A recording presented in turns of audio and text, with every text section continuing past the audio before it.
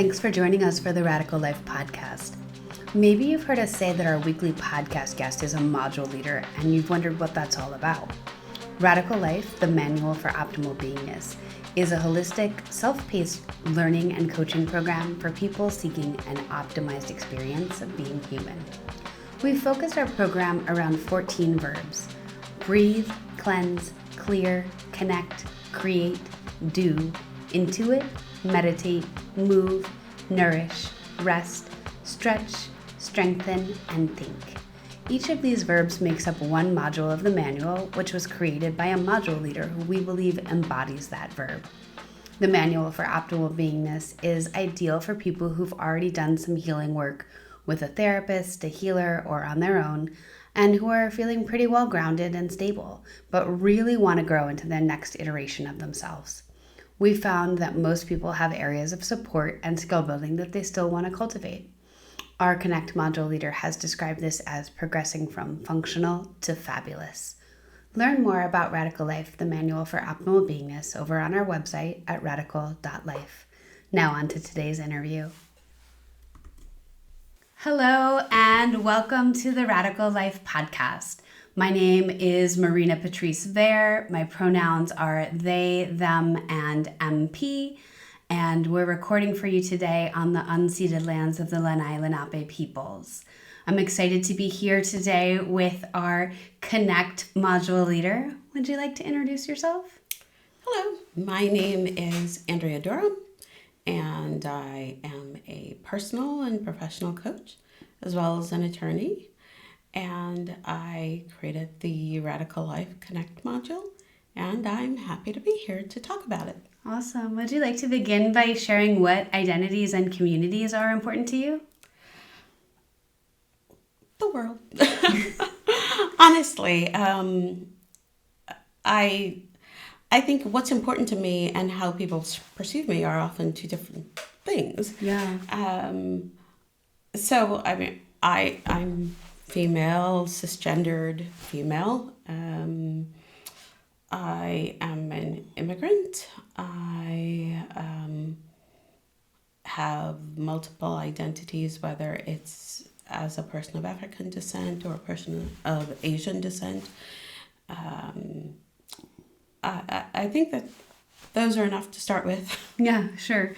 I appreciated the first piece you said there about the way that the world perceives you versus the way that you perceive yourself. I think that that's an important piece. And I know you and I have spoken several times about your experience here in the U.S. as an immigrant, right? And how people have a particular perception of you that doesn't match your perception of yourself.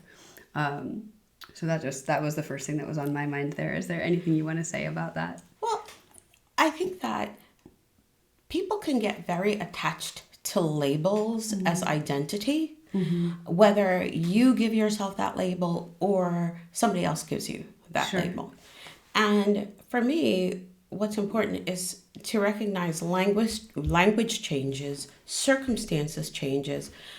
Did you view yourself at 5 the way you view yourself now? Sure. And we can give ourselves a break just to be who we are.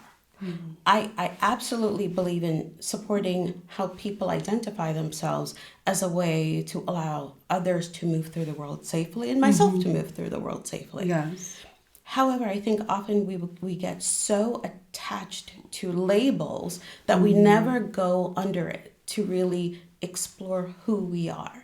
And I believe that everyone has such extraordinary things inside them that if we limit it to a label, we're missing a lot of what that person actually is. That's really interesting what you're saying there. And I'm thinking about it in terms of connection, right? Because there are some particular, like I'll speak for myself, like some identities that feel really important to me to be in community with folks that share those identities and share some of those experiences.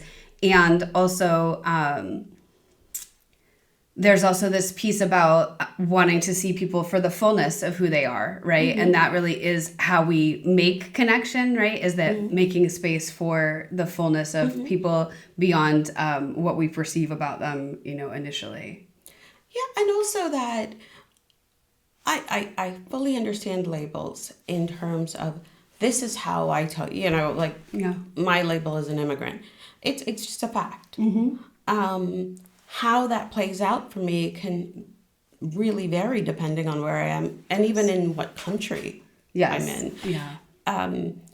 And so, I'm a part of the Caribbean community. I'm a part of, in some ways, an Indo-Caribbean community. And we can kind of like just keep drilling down. Yeah. But there's still Andrea. Yeah. And Andrea hasn't changed. I can move through many different communities and have different support systems and express myself in certain, this summer I was in the UK and I went to the Notting Hill Carnival, which is something that Caribbean immigrants took with them wherever they went throughout the world. And to some people, it might be an incredibly vulgar display of human behavior. To me, it's like, oh, those are my people. Yeah. You sent me some beautiful pictures of those events. Yes. Yeah. And, one community's way of self-expression may be very different than another community's, but it doesn't mean that the people inside that community don't all have the same needs, the same desires. And sometimes when we talk about labels, it just becomes a way of shorthanding people as opposed to saying, yeah, I can be many different things. That's the beauty of being human, that we can be so many different things, but if we're only asked to stay in the box, and the other thing is, you can only be as big as someone else's idea of you if that's where you want to stay. But there is so much more to being human. And we can use labels, we can use identities, but not as a straitjacket, more as a way of easily kind of sharing ourselves, but with the understanding that we want to go deeper.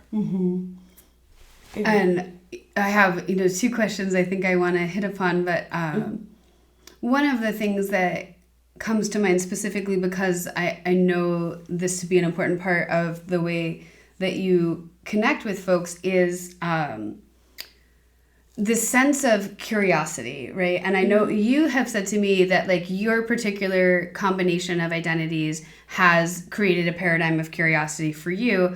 And I want you to talk a little bit about why that's important and how it relates to connection. But I also know it to be the way that you approach others, right? Is from a very humble place of like, I couldn't possibly know you better than you know yourself. And so I'm wondering if you would also comment on that. I think that it's part of my own growth as a human being that has come about, and also being an immigrant and being a person that in 2020, wherever we are in time right now, we're calling mixed race. I'm still human, but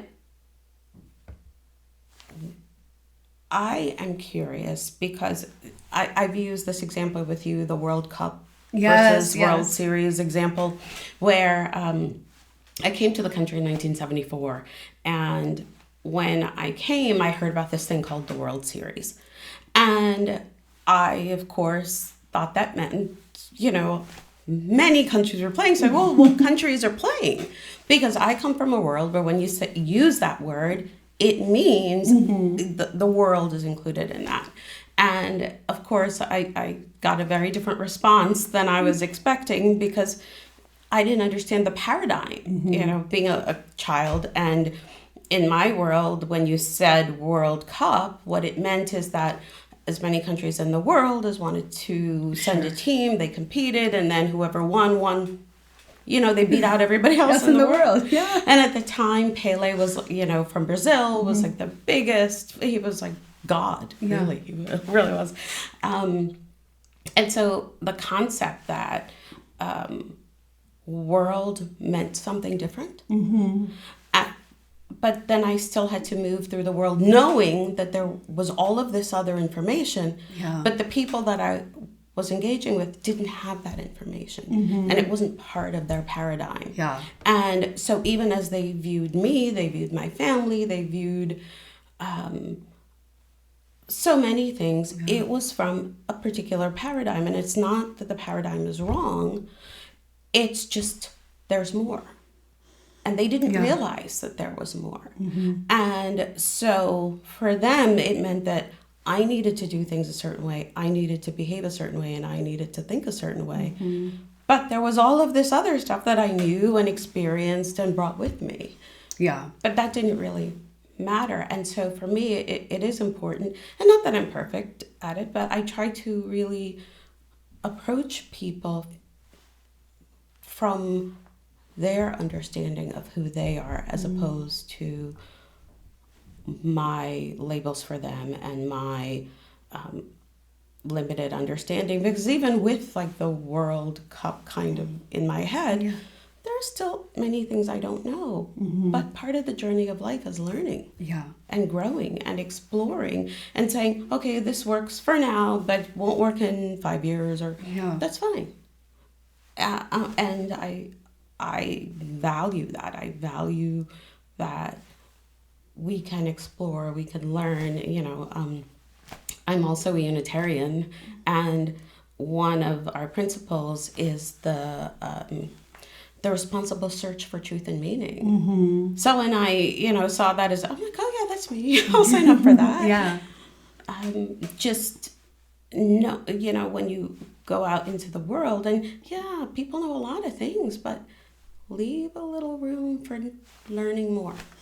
Yeah, I heard a couple of things in there, and you have used this example with me in enough, like, across context, right, that it has really stuck with me. Our family is gearing up to watch the World Cup, and so it's been in my mind because also Philly was in the World Series, and so both of those things have been very present recently. And what I heard there is that in a lot of ways, when you came here, you were experiencing people in a much narrower concept of how wide the world was, right? Oh yeah. And I'm putting myself there, right? And I'm also thinking about just how often I'll see news and be like, oh, I don't actually know much about that, right? When it's outside of the U.S. So I mean, even things in the U.S., but particularly things that are in other countries where I'm just oh, I have to dive in and read this, and then sometimes reading a piece of news about what's happening elsewhere, I have to go back and and look for other pieces of information, right? Which is, I think, a very Americanized perspective of what's happening in the world. And I'm thinking about the number of times that you've told me that your family, right, in Trinidad has called you and said hey, did you know this is happening? Yeah. Right? Oh my goodness. And so I'm thinking about that as well, and I'm wondering if there's anything you want to share there. Yeah, I think the most prominent memory for me of that was the whole January 6th incident, or whatever people are calling it now. I have my own words, but we'll leave that for now. And I'm at work, and I get a call from my sister. And my sister says, you have to turn on the TV. They're overthrowing the government.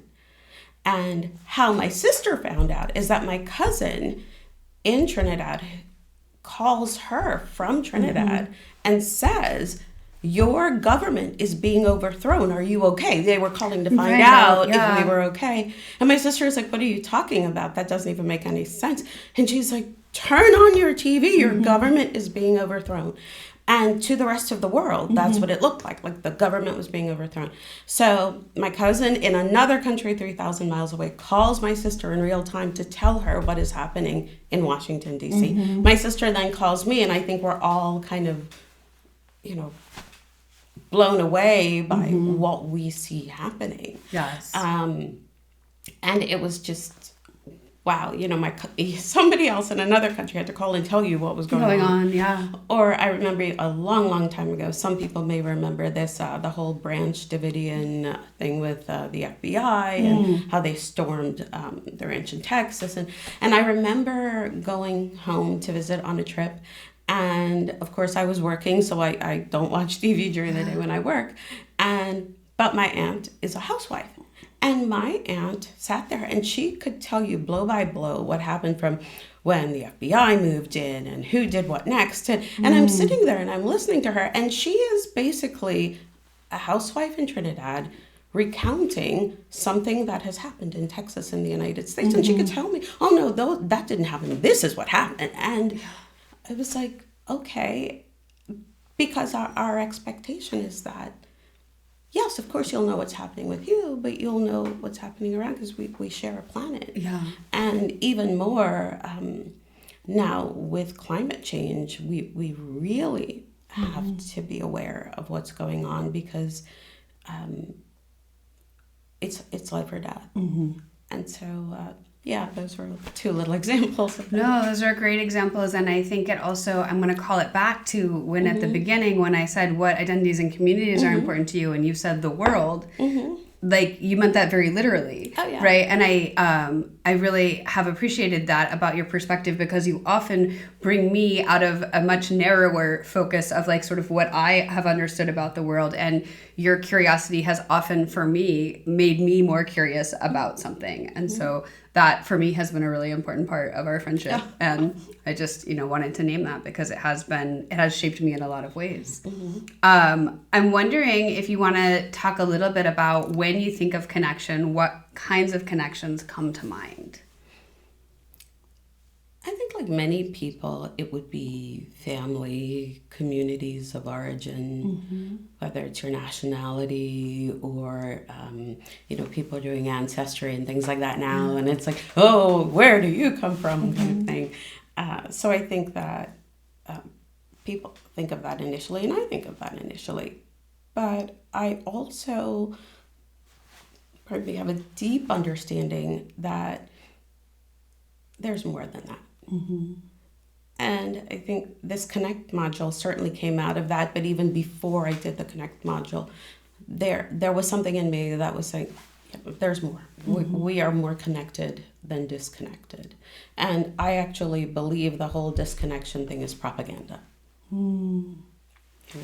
Yeah, there's some really beautiful stuff in your module really about how deeply we are connected and how far back we're connected. And I really, one of the things that I took away from that is just this short view versus like long view of history. And I'm wondering if there's anything that you want to add there.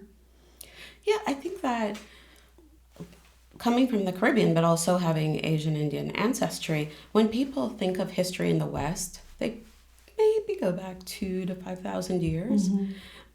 Depending on who you talk to in other 10,000 years ago, that's why that river looks like that, or that's why, oh goodness, and the name is escaping me now, but I remember when I was in India and we went to a place where they had built sundials, before people were running around with watches and things, really old.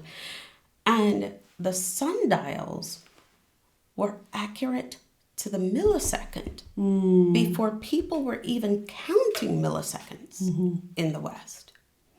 And so I think that when we think of history, we often, maybe the Roman Empire, maybe the Greeks, okay. And I love in the West when they say, history begins in Sumer. For you, perhaps. But we know that there were cities 10,000 years ago, and there's a little figurine that I pass around in my workshop, and it's called the Venus of Willendorf. We know that figurine was carved between 25 and 30,000 years ago. It's not like people weren't here. And so even when we're talking about identities, we can identify ourselves in a certain way now, but people just like us, were there 25,000 years ago. They were identifying themselves differently, but they were there because we wouldn't be here if they weren't there. And I think that's part of the connection as well, that we have to understand that we're not new or special. Yeah. We're part of an abundant chain of humanity. I know we probably have never considered that you have something in common with somebody 25,000 years ago. Probably never thought about that. But in order for us to be here, those people had to be there. And there's a Sappho quote that I love. something like years from now, they will think of us. And I'm, kind of bungling the quote, but I love it because, I don't think I had any personal knowledge of Sappho before I started reading some of the poetry, and it was like, oh my goodness, this is so beautiful. This person was thinking not just about their immediate circumstances and their immediate lives. We're, 2,000 years beyond that, but that writing is still there for us to know they were thinking of us, and we can think of them. One of the things that I hadn't really thought through until I was going through your module was related specifically to just like, I think I have not thought that far back, right? Because I have such a challenging time imagining the material conditions of people's lives. And it was really interesting for me. You make a compelling case, right, about actually the internal experiences of our lives across time, right? And the thing that we do have in common there. And I'm wondering if you want to say anything about that. Well, I did a workshop last Sunday, and one of the things that I was talking about is, I come from an island in the Caribbean, and the indigenous peoples, the pre-Columbian peoples, called it the land of the hummingbird. And one of the things, they came up the Orinoco River that goes through Colombia and Venezuela, and came out into the Atlantic Basin, and they would come to this island. And one of the reasons they came to the island was because there are so many beautiful birds. And today we have a bird sanctuary there, but it is a haven for bird watchers. Yeah. So let's think about, 500 to 600 years. Columbus showed up in 1498. But let's think 500 to 600 years. People were looking at the same things. They were appreciating the fact that there were these beautiful birds on this island, and they came to see them. And people come now from all over the world just to see. We have, I think, 18 species of just hummingbirds. Wow. We like the same stuff. Yeah, that desire for something beautiful and of the natural world is a thread through our humanity. We can appreciate beauty. We certainly know what it is to fear. We know what it is to feel pain. But we also know what it is to love our children and to want our dear ones close. Yeah. We want, because we wouldn't be here if people didn't take good care of other people. We literally would not be here. Yeah. And I think the call is, we are here now, but in the Native American sense, shouldn't we be thinking out 7 generations? Shouldn't we be, as Sappho said, waiting here for someone to think of us, but because we've created the space for them to be? Yeah, I mean, that shift in perspective for me to really think about people's internal drives and experiences made it much more possible for me to imagine much further back in history. And I really appreciate this idea of in the future they will think of us, and also the gift that we could give by creating a future where what they think of us, right, is not from an egocentric place, but from a if you think about some of the things that didn't exist, well, let's even talk about just literally when I was in high school, the internet was not something that I had access to, right? And so if we think about some of the things that have been brilliantly created by human beings, right? And the fact that we can agree or disagree about the utility of communicating through the internet, right? But we have access to information that we just didn't have, right? And so when I think about things like that, I'm what kind of amazing pieces of imagination can we move forward and bring into the future, so that folks have them as, so they are better resourced instead of less resourced, right? Oh, absolutely. I certainly was born before the internet, before international travel took off, before, a funny little story is my uncle told me the story that when my father first came to the United States, he would have to send a letter back to his father to say, I will call the local store, because most people didn't have phones in their homes. I will call on this day and this time. And my uncle said, and everybody in the area would come gather around just to hear the phone ring from America. Now, my cousin is calling my sister to say, check your TV. You're going. So the world has changed dramatically. And technology is a tool. We can use it for good or for ill. The call is to use it well. Yeah. And to use our resources well. Yeah. I'm having a moment of like imagining, you know, what people will be grateful for, like, or like better for, because it happened, you know, to be created in our lifetimes. I would love to hear a little bit more about who or what shapes your thinking about connection. Well, you know, you've known me long enough to know one of my big things, you know, as a female identified person, is women's empowerment. And so, you know, I've been thinking about all of these connection things and having various things. And as I said, you know, part of my ancestors took a 10,000-mile journey from Calcutta to the Caribbean. Another set took that mid-Atlantic journey, not by choice, either group. You know, whether it was enslavement or indenture, not choices that we would make for ourselves. But an understanding that I'm connected to these people, and understanding that there are lots of us that are connected. Or even, I travel a lot. And so seeing that I could, you know, I'm in Romania and I'm seeing Roma people, but I know that their traditions look a lot like North Africa, like North India, and just seeing all of these things. And so connection, I think, has always been there, but it wasn't until the course that I was doing last year where I really came across the whole concept of mitochondrial Eve or M-source, and the fact that it's actually bigger than you think, because we are all literally connected. You know, we can all trace our DNA to a single person. And in addition to that, you know, we have a very present physical connection on our own bodies that tell us, even before we were breathing, even before we were born, that the only reason we're here is because of connection.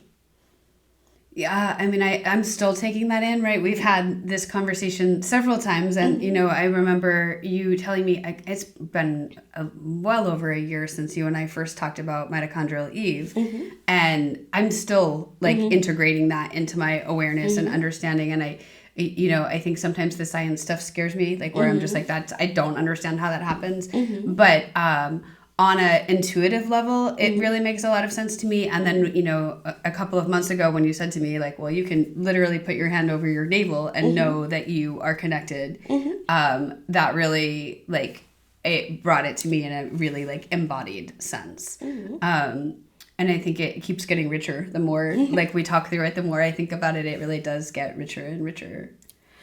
Yeah, I think that, you know, once you realize, and I think the universe did it this way on purpose, that you walk around with a body, but on your body is a very present physical reminder that the only way you got here was because you were connected to someone else. And the only way that person got here was because they were connected to somebody else.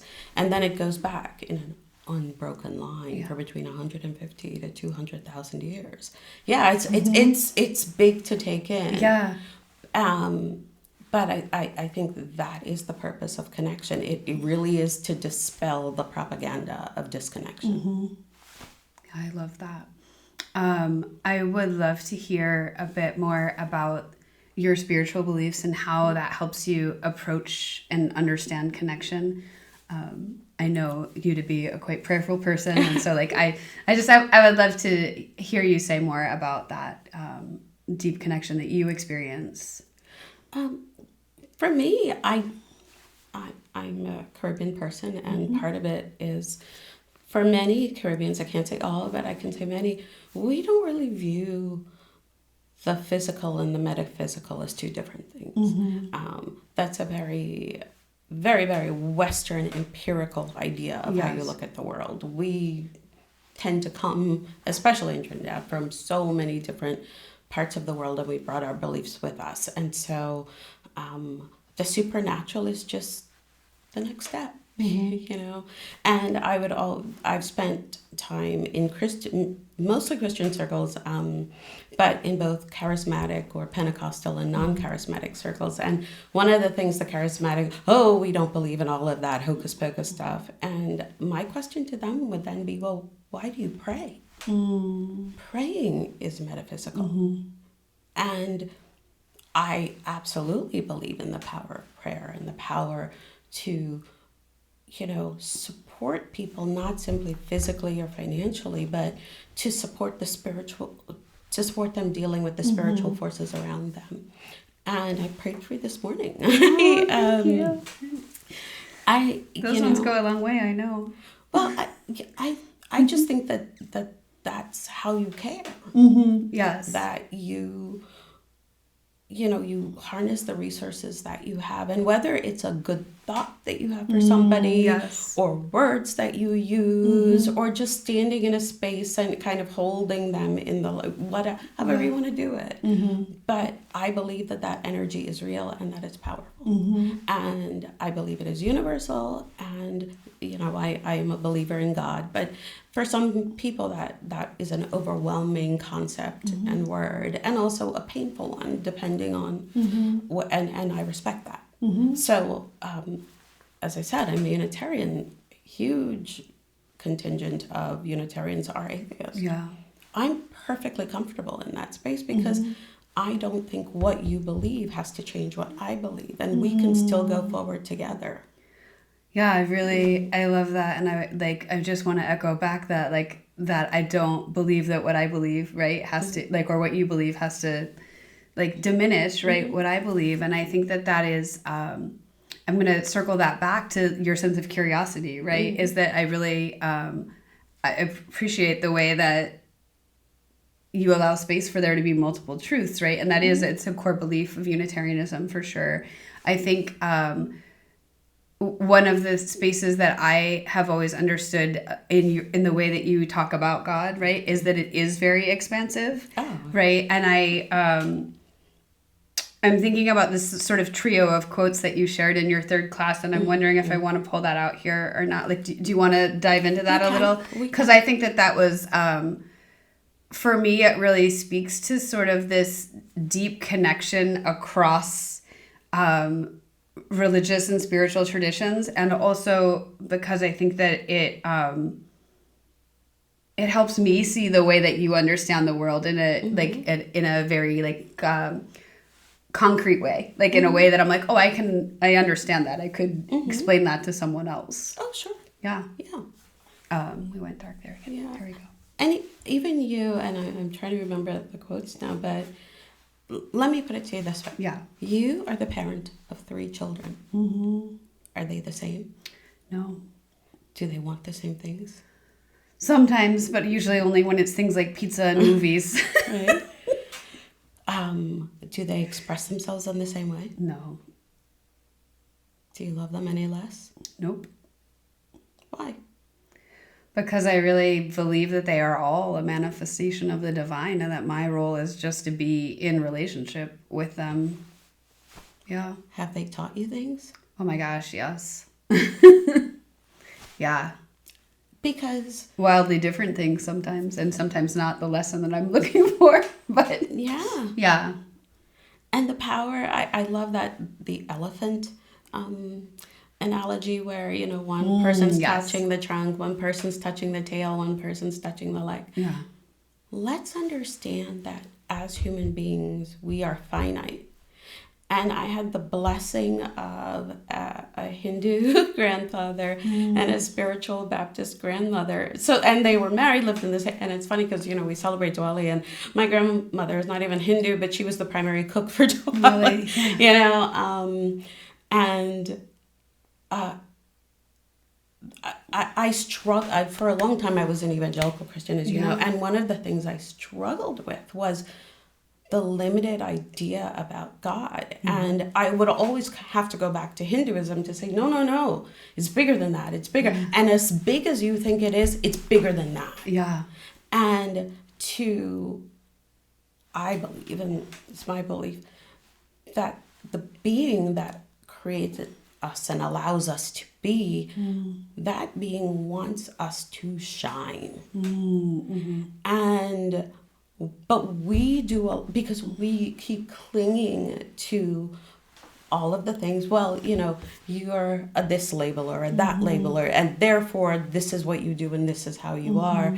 And why, as I said earlier, while we can have those labels, we're more than that. Even the people 25,000 years ago, 100, they were more than that, which is why we're here. And so I struggled sometimes as an evangelical because, if you look up at the sky and see how big it is, can you count the number of stars? Can you count the grain? Which, interestingly, if the Bible says as well, you can't count the number of grains of sand on the beach. Try with your best computer. But, there's more.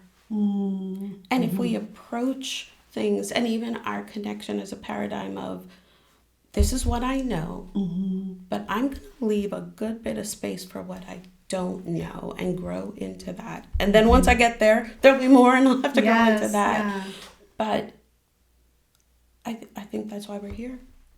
And that the basis of that is the connection that we have going all the way back. And that connection and the fact that your navel tells you were connected before you were, and as I said it before you were born and before you took your first breath, you were connected.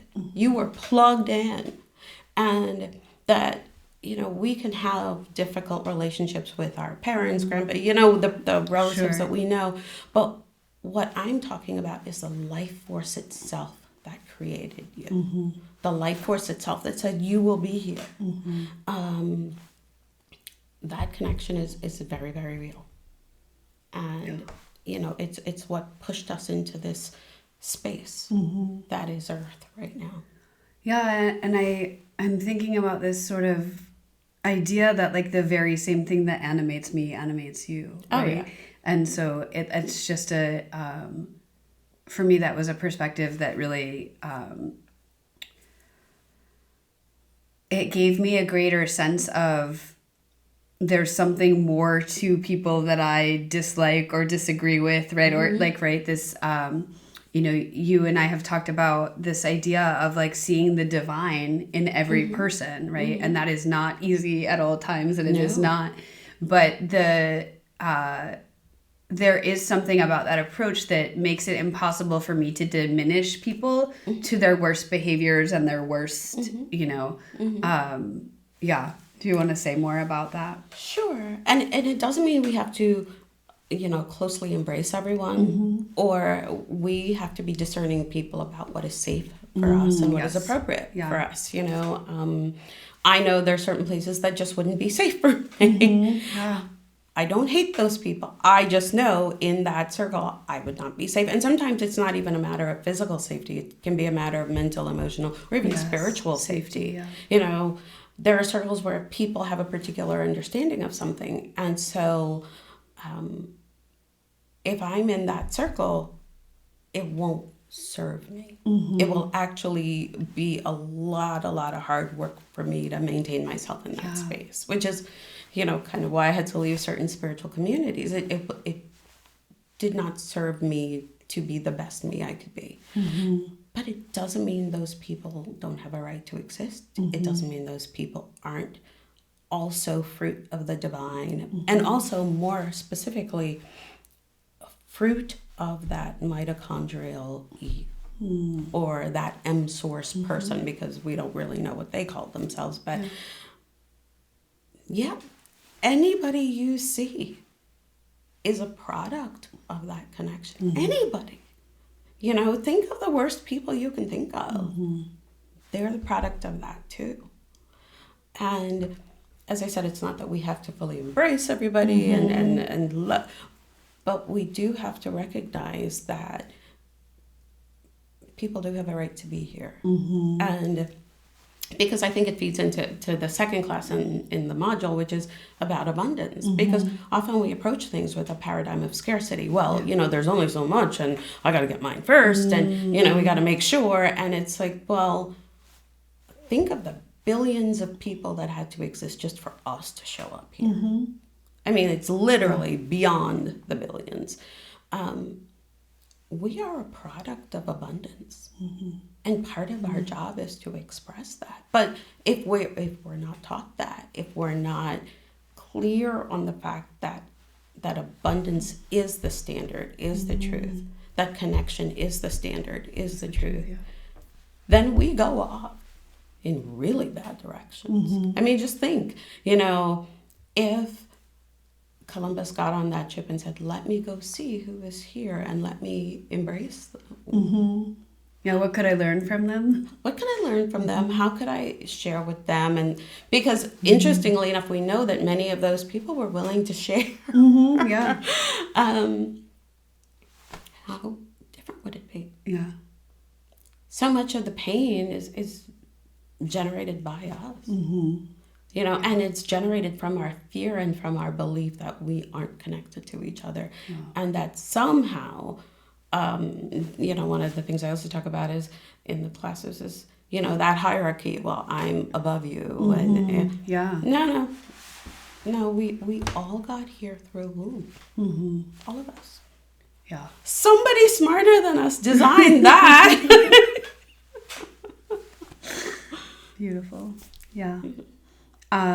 Do you want to tell us about perhaps an important memory that you have related to connection?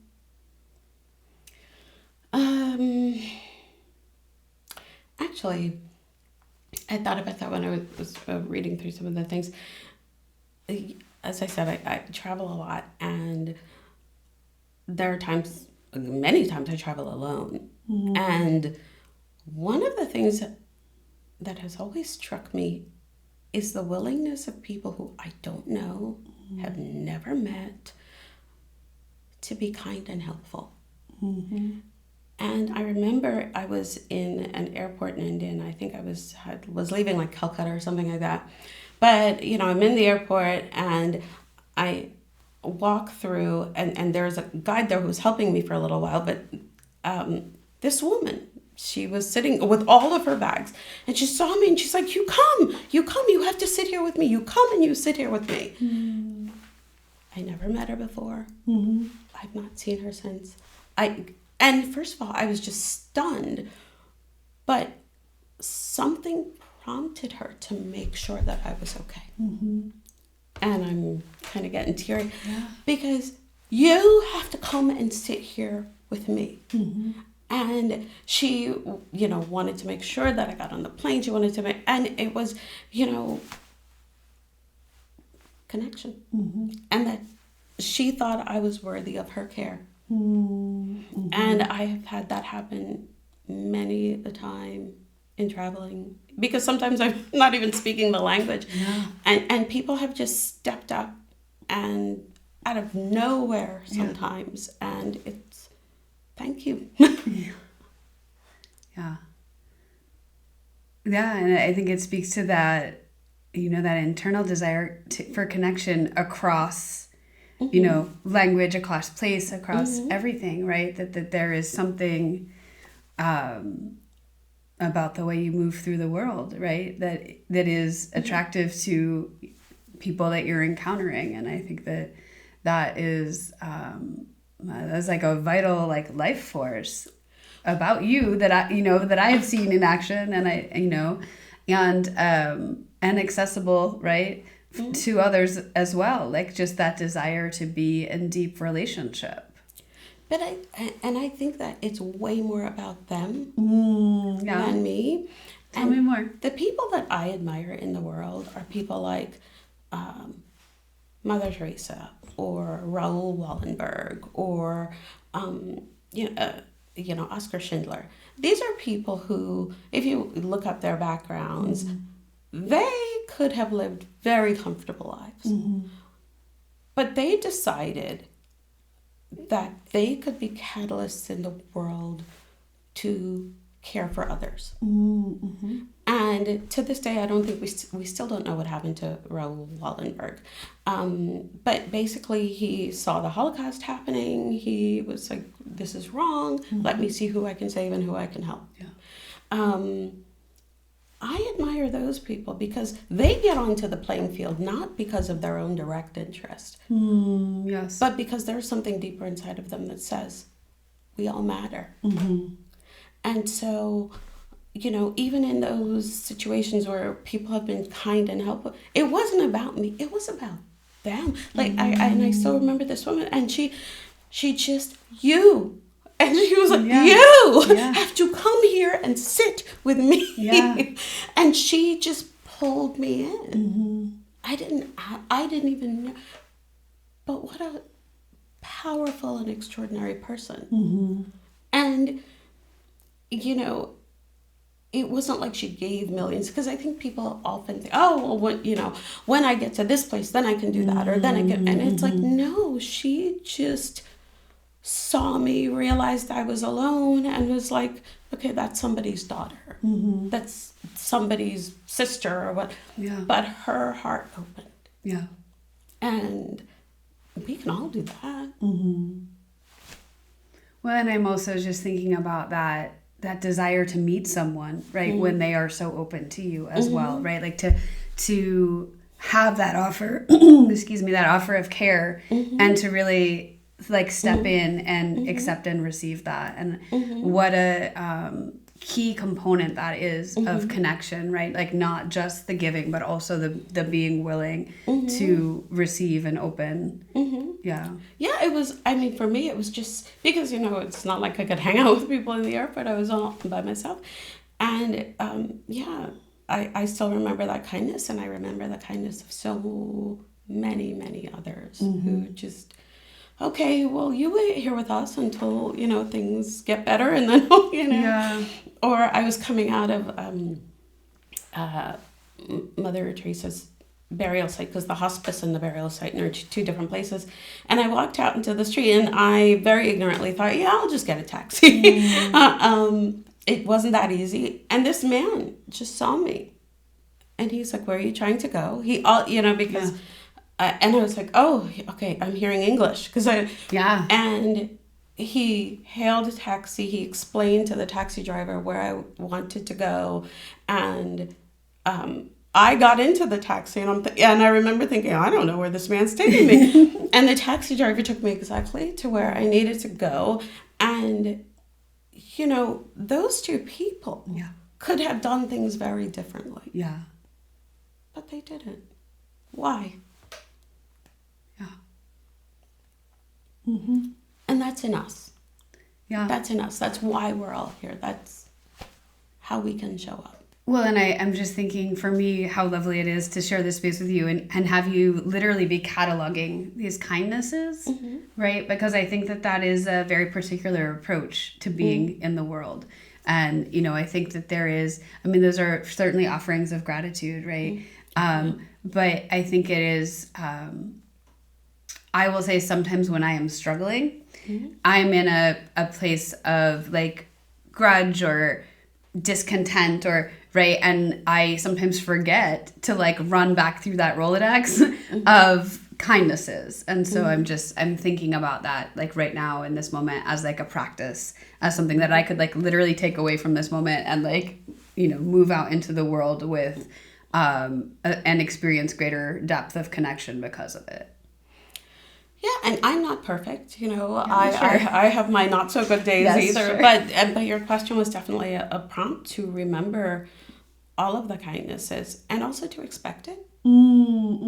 Because of the abundance. Yeah. And if we actually look back, and it's not that horrific things have not happened and have not happened to us personally. I mean, how I became a Unitarian is because I was robbed. And I had left my old spiritual community, and my father, said that, well, you definitely need to go see somebody, because when things like this happen to people, you've got to take care of yourself.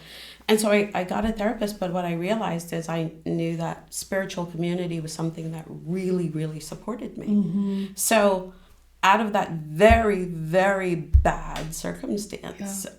And it's funny, nothing happened to me in India, but I get back to the US and, that's where the robbery happens right in front of my house. And, it took me a good while to get over it because, it's trauma. But that's what led me to where I am now. So I think that I do a class on resilience. Actually, I'm doing it with a group of people. And one of the things about resilience that they talk about is finding the good. Because it's very easy for us to dwell on the negative. It's very easy for us to, live in fear because of even very real things that have happened to us. But if we can hold on to the good, there's an awesome TED Talk on it. But if we can hold on to the good, if we can search for the good and find the good, that can be the most empowering thing for us, even as we struggle. Yeah, interesting. I'll have you tell me about the TED Talk, and we'll drop it in the notes, in the show notes. I'm wondering if it's the same one I'm thinking of, but I don't want to derail ourselves on a whole. But yes, this idea that connection, right? It does help us build resilience and also helps us to find our footing in the face of trauma, right? That makes a lot of sense to me, and it squares with my own experience. And I will say that it for me, it's not like a silver lining kind of thing, like, oh, let's put a shiny, like, oh, this is a good thing that happened to you package around it, but it is a reflection that I can take back of, I'm still here, right? Like, despite some really terrible things, like, I am still here. And that is not just because I managed to move through the world myself, right? It is because of a lot of support and people that believed in connection, right? That I managed to survive some of those things. And I think that is a really, it's a powerful, like, commentary on resilience, right? Like, that many of us have lived through things that we shouldn't have had to live through. Absolutely. But that, like, we did, right? And we're here, and that choice to then keep moving into connection and being in relationship, I think, is a really, that's just what's resonating with me right now. That's where, like, I can feel that in my body. And I also want to say, because, I break down connection into connection with yourself, connection to others, and then connection with the world. Yeah. Because a lot of it has to do with our connection to ourselves. And how do we value ourselves? Yeah. How do we think of ourselves? And sometimes we, I know particularly as female, you can get some very negative imaging, but in many, many identities, you can get very negative imaging. But self-connection is really, and I think that's why we have that belly button, because it starts with the self. And it starts with that ability to separate yourself from the trauma, from the bad thing, and not make the bad thing you. Or because I come from certain cultures, it was very common, and still in many, many parts of the world, very, very common to blame people when bad things happen to them. For sure. Oh, well, if you didn't exist, it wouldn't happen. Yeah, right. Sometimes it gets that bad. XYZ, yeah. And the connection to yourself is what can really help to propel you to even stand enough to then make a connection outside of yourself. And I think that that's a really, really critical thing to understand. One of the tools that I use is just smiling. And not smiling out, just smiling by yourself. And you can feel the change in your body as you smile. Yeah. Because I think that we were intended to be able to self-soothe. And, and laughter, something outside you can be funny, but you're the one laughing. Yeah. And the endorphins are flowing because you're laughing. And so I think that that's another, like, extraordinary thing that the universe did, that we can start with ourselves. We can, it is actually very, very important to connect with yourself first. And I talk about, because then you can have relationships by invitation rather than desperation. Yeah, I really love that language. Yeah, and for me, it's, that's a thing that you have to switch in your brain, because in many ways we're taught, well, you go outside, you find someone to love you, you find someone to validate you, you find some, no. Yeah. You came out of the womb whole and perfect, regardless of what your body looks like, your abilities. No, you are a product of an abundant connection. You're worthy right there. You show up, you're worthy. Yeah. And take that as the barometer of how you want to move through the world. And whatever the messages are coming at you, you have the power to discern, is this going to support me, or is this not going to? And it's not like it's a growth process that you have to go through, but I think it's so critical, because the connection doesn't start outside it starts with you. Yeah. And the more you can build resilience, the more you can build yourself, then when you do engage outside yourself, it's for very different reasons. Sure. You don't have to tell when me you're I'm worth resourced, it. yeah. Because I show up believing I'm worth it, and I'm looking for whether or not you're going to treat me like I am. It's really a beautiful, shift in ways to think about being in relationship, right?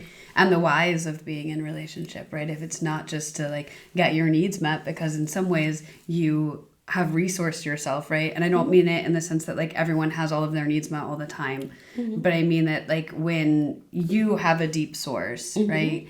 That you are connected to, and you are worthy, like the types of needs that you're exchanging are really different. They're very different. And also, we look at people, rather than looking at them as targets to meet our needs, we look at them as co-creators. How can we work together to do what we need to do? Yeah. And, one of the things when we think about like the divorce rate, we think about broken relationships, and, I identify as female, and I've heard the long list of both from my male and female friends and other, trans ones. But, well, they didn't do this, and they did, because how you approached the person was, well, you had a list of what they were going to do for you. And when they didn't, tick all the boxes on that list, you thought they weren't of any value. Yeah. And what does that do? Because what that means is somebody has a list about you. Yes, sure. Right. We don't have to live that way. We don't have to treat each other that. We're social beings. We're designed to engage and be with each other, but we don't have to mutilate and step on each other just to be supportive of one another. And because, you don't want to discount the needs to be together with other people. That's a legitimate human need. Yeah. But also just being able to connect with yourself and not be going out and looking, well, if you don't tell me that I look pretty today, then we are not going to have a good day. Right. Yeah. I know people like sure. Because they need that, they don't want to look inside first. And it can be hard. It can be really hard, especially if you've been taught that inside of you is not good. Yeah. And then we get that messaging a lot as well, but it's like, no, you show up here out of a womb, you're worth it. That's the truth of the universe. You're worth it, because 150 to 200,000 years of life force energy is what shot you into this plane. Into being. It's abundant. It shot you here. What do you want to do? I would love to hear about how your personal practice looks like. Like how are you cultivating connection for yourself? Because I know we all have hard days too, right? Mm-hmm. And we have things in our lives that pull our energy and that can be really exhausting. And we know that disconnection is a reality, Absolutely. Right? And so how is it that you're keeping yourself connected? First of all, I am an introvert. So I always have to kind of go back and be in my little cave. And but I'm a big television watcher, and I use it for lots of different things. So whether it's spirituality or comedy or just, as you mentioned earlier, I'm incredibly curious. So I love just learning things. And now that we got like 80 million channels on Yeah. cable. Yeah. You know, whether it's the flea market and what they're making there, or, but that is actually how I recharge. You Yeah. know, TV is a big one for me.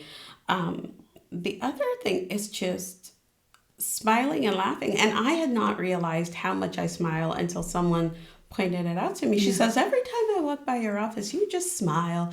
And I never thought of it. Yeah. But I just thought, oh, well, that's the appropriate thing to do when you see someone. Yeah.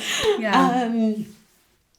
And so those things, I try to laugh a lot.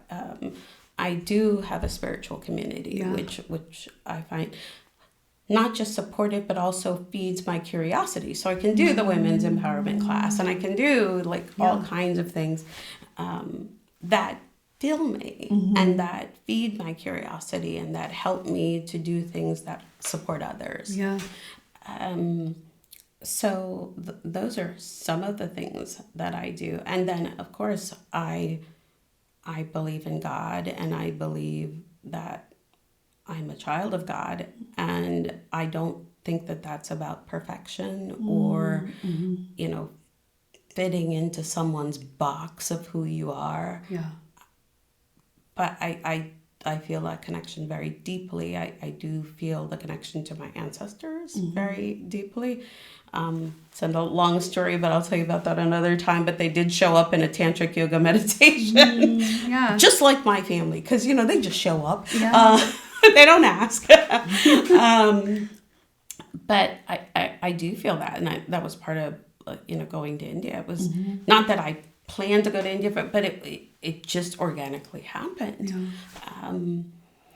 And just understanding that I'm no better or no worse, that I am entitled to my bad days as my good days. Yeah. We don't have to have that expectation that everything's going to be Disney. And it was somebody said, you know, it's okay not to have a good day or a good week or a good month, but it doesn't mean you're not connected. It doesn't mean, you know, and I do want to put in a plug for not relying on our emotions as the barometer of reality. Our emotions can inform us, but just because we feel disconnected doesn't mean we are disconnected. Just because you don't feel like being a parent today doesn't mean you're not a parent. Sure.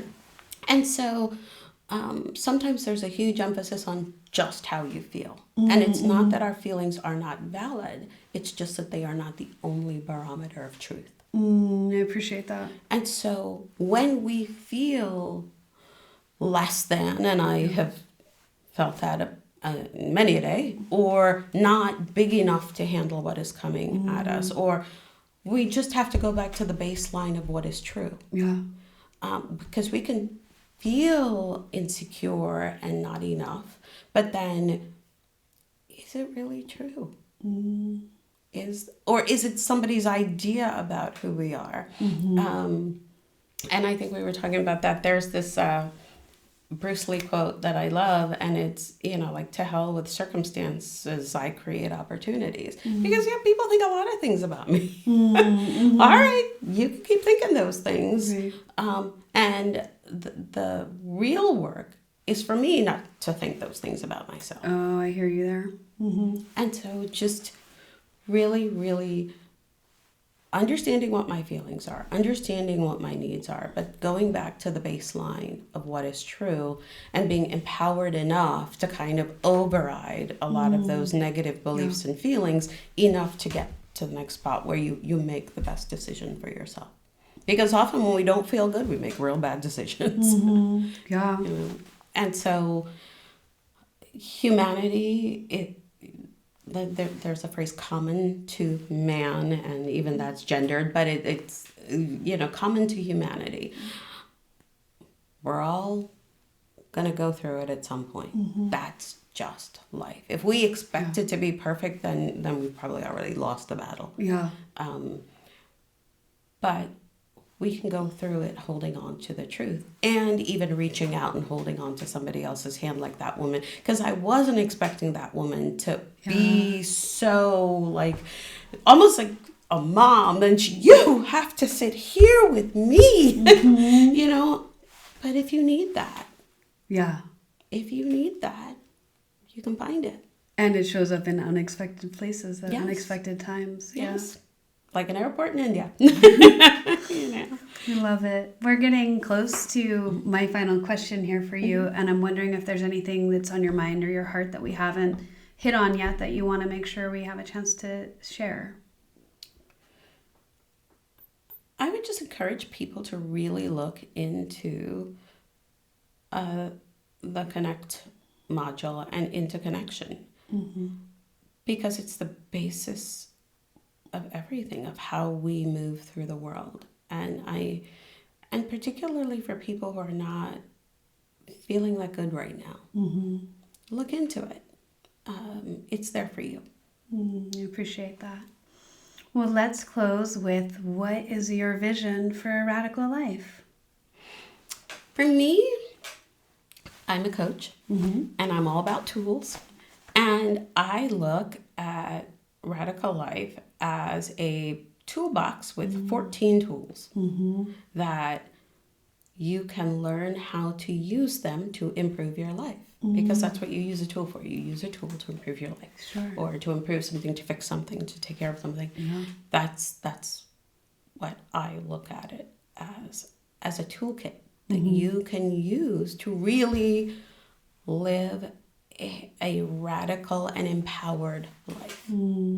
Because we live in a time where we get to make a lot of choices, and sometimes it can be overwhelming. But if you think back even 100 years ago and the choices that people had, and you see you have way more than they did, use it well. And here's a toolbox to help you use the privileges and opportunities that we have. Here's a toolkit to help you do it well. I love that. Thank you. It's been a pleasure to chat with you. Thank you so much. Thank you. Thank you for joining us. Head over to our website at radikal.life to sign up for your free Radikal Life Starter Kit. Our website is radikal.life.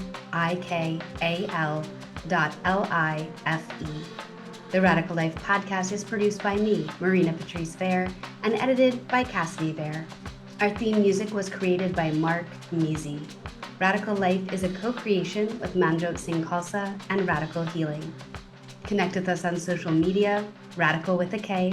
We're on Instagram at radikal_life_22 and Facebook at Radikal Life.